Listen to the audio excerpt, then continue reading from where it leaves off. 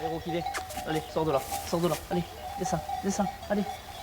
Tu descends ou tu bouges pas, sinon. Qu'est-ce qu'on fait avec toi? Ma réflexion depuis 10 ans, c'est comment je continue à produire et l'idée, c'était pas de faire un produit haut de gamme, c'était un produit de consommation courante.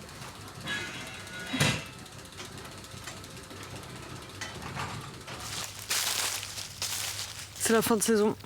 On a ramassé principal, il en reste un tout petit peu au fond là-bas, mais début novembre et c'est les dernières ramasses.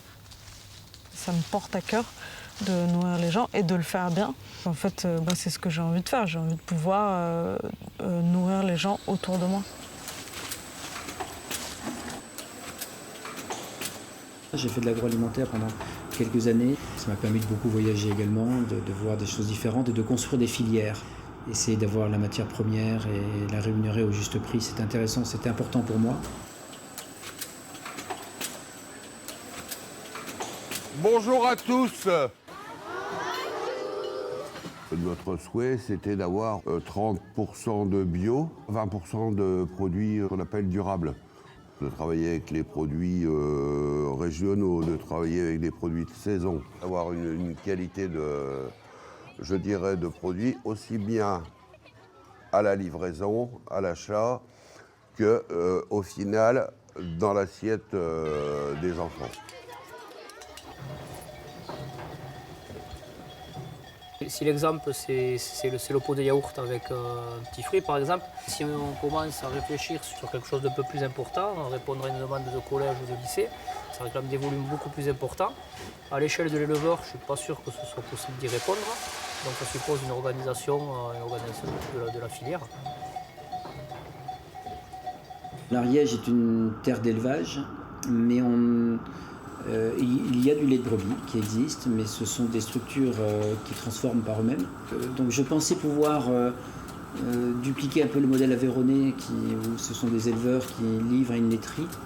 Et puis je me suis rendu compte que ce n'était pas forcément l'envie des gens qui sont ici.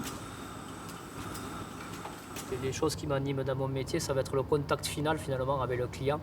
Et le fait de passer par un industriel, on perdrait un petit peu cette main-là. C'est quelque chose qui manquerait dans ma vision du métier aujourd'hui.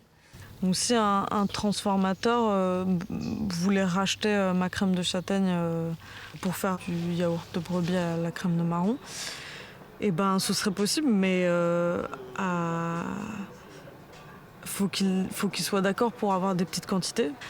Et en plus, du coup, le coût, ça veut dire qu'il me l'achète à combien la crème de châtaigne? De toute façon, il va falloir que ça se brosser. On fait tout en petite production, on est des petits paysans en fait, on fait de la diversité et du coup... Mais du coup, les cantines, elles n'ont pas le droit de manger des trucs des petits paysans. C'est pas qu'elles n'ont pas le droit, c'est qu'on n'a pas la quantité nécessaire pour fournir en fait des grosses... Ou alors, les collectivités quoi. Et je pense que c'est là la question de se réunir et d'essayer de penser en tant que paysans producteurs, penser l'alimentation des cantines de nos enfants et autres d'ailleurs collectivement.